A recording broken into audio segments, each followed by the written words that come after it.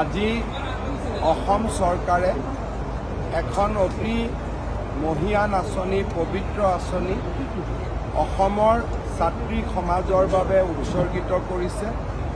নিযুত মইনা আঁচনিৰ জৰিয়তে 1,59,000 গৰাকী ছাত্ৰীয়ে মাহিলী বৃত্তি পাবলৈ সক্ষম হ'ব।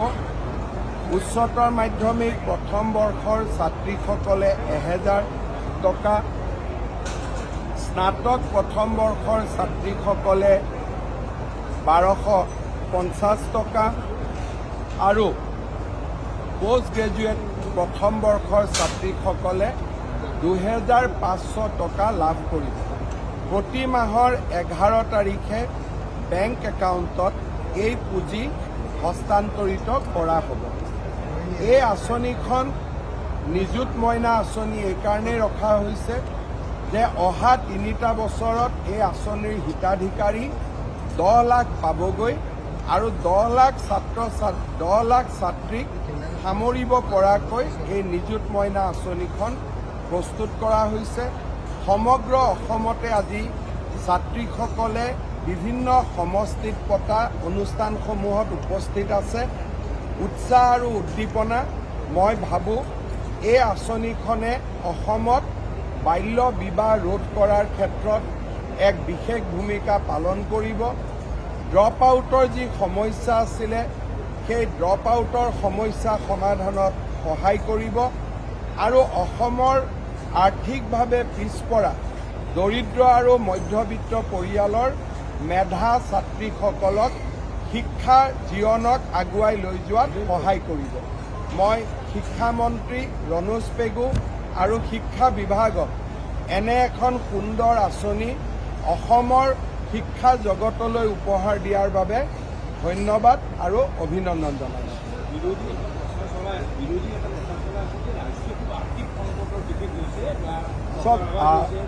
আৰ্থিক সংকটৰ মাজতো মানুহে অৰুণোদয় পাই আছে, 1 তাৰিখে দৰমহা পাই আছে, ফ্লাইঅভাৰ বনি আছে, মথাউৰি বনি আছে। গতিকে আৰ্থিক সংকটৰ ডেফিনেশ্যনটো কি সেইটো মই বুজি নাপাওঁ। গতিকে তেওঁলোকে মোক সূত্ৰটো বুজাই দিলে হ'ল যে আৰ্থিক সংকট মানে কি বুজায়। পূজা কমিটিয়েও অহাকালি পইচা পাব, বিহু কমিটিয়েও পইচা পায়, ভাওনা কৰিলেও পইচা পায়।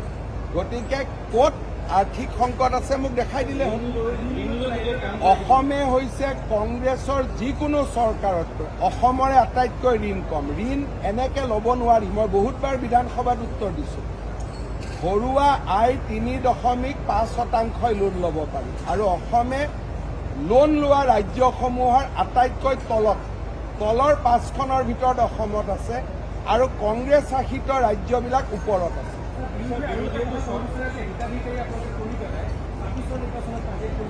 আপোনালোকে এই ছাত্ৰীসকলক যিমানেই হিতাধিকাৰী বুলি ক'ব সিমানেই মেডিয়াক বেয়া পাব। আপোনালোকৰ টিভি পেপাৰ নপঢ়া হ'ব, কাৰণ হিতাধিকাৰীৰ সংখ্যা আপোনালোকৰ ভাষাত এতিয়াতো বহুত বেছি হৈ গ'ল। অৰুণোদয় 40 লাখ, নিযুত মইনা 1.5 লাখ, 2 লাখ, স্কুটি প্ৰায় 60,000।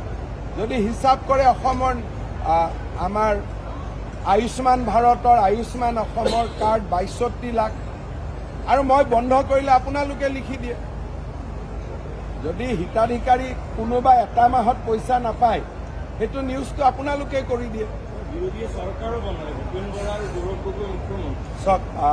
চৰকাৰ তেওঁলোকে য'ত বনাই থাকক। বৰ্তমান ৰাইজৰ কাৰণে কৰিবলগীয়া মোৰ আৰু বহুত কাম আছে। আজি কংগ্ৰেছক সুধিব, তেওঁলোকে যেতিয়া 2008, 9, 10, 11 মনমোহন সিঙে বিভিন্ন ভাষাক ধ্ৰুপদী ভাষাৰ আখ্যা দি আছিলে তেতিয়া কংগ্ৰেছে প্ৰতিবাদ কিয় নকৰিলে যে অসমীয়াকো দিয়ক বুলি। আজি কংগ্ৰেছৰ দিনত চৰাইদেউ মৈদাম কিয় বিশ্ব ঐতিহ্য ক্ষেত্ৰ নহ'ল।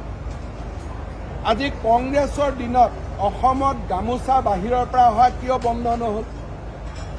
আজি কংগ্ৰেছৰ দিনত ইউনিভাৰ্চেল হেল্থ ইঞ্চুৰেঞ্চ কিয় নহ'ল। গতিকে কংগ্ৰেছৰ হাতত এতিয়া কোনো অস্ত্ৰও নাই, কোনো ইছ্যু নাই। ৰাতিপুৱা গধূলি মোক অলপ গালি গালাজ কৰি থাকিব, তাৰ বাদে একো নাই।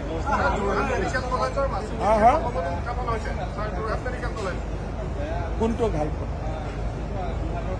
এই ঘাইপথটোত নতুন নতুন কণ্ট্ৰেক্টৰবিলাক আহিছে মই ভাবোঁ এইটো বছৰত বহুত ইম্প্ৰুভ হৈ যাব 10 বছৰ চৰকাৰ হৈছে আমাৰ ক'ৰবাত চৰকাৰ ৰাজ্যত জিকে ক'ৰবাত হাৰে কিন্তু তাৰ লগত আৰু প্ৰত্যেকটো ইলেকশ্যনতে কেনেকৈ বিজেপি জিকিব 10 বছৰ পিছত কোনোবা জেগাতো পৰিৱৰ্তন হয় কিন্তু কেইদিনমান আগতেতো আমি উৰিষ্যাত জিকিলোঁ মধ্যপ্ৰদেশত জিকিলোঁ ছত্তীশগড়ত জিকিলোঁ জিকাৰ প্ৰশ্নবিলাকটোতো কৰিব লাগে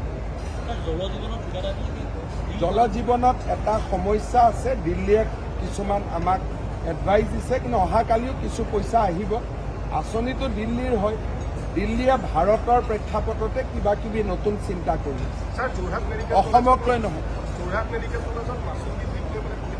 মই তেওঁলোকক হাক দিছোঁ যে ইমানকৈ মাচুল বৃদ্ধিৰ সিদ্ধান্তটো গভৰ্ণমেণ্টে নকৰে মেডিকেল কলেজে কৰে মই মেডিকেল কলেজক কৈছোঁ যে ইমান বৃদ্ধি নকৰিব মানুহে সৰ্বসাধাৰণ মানুহে দিব নোৱাৰিব তেওঁলোকৰ যুক্তিটো হ'ল যে কাৰ্ডতটো বিনা পইচাতে হৈ যায় দুখীয়া আৰু মধ্যবিত্ত মানুহখিনিয়ে গতিকে মাচুল বৃদ্ধিটো এটা নোচনেল কথা কাৰ্ডতে সকলো সুবিধা পায়েই তথাপিতো মই কৈছোঁ যে OPDত পেচেণ্ট থাকে যোনে কাৰ্ডৰ সুবিধা ল'ব নোৱাৰে গতিকে অলপমান আপোনালোকে ৰাইজৰ লগত আলোচনা কৰিহে মাচুলটো বৃদ্ধি কৰিব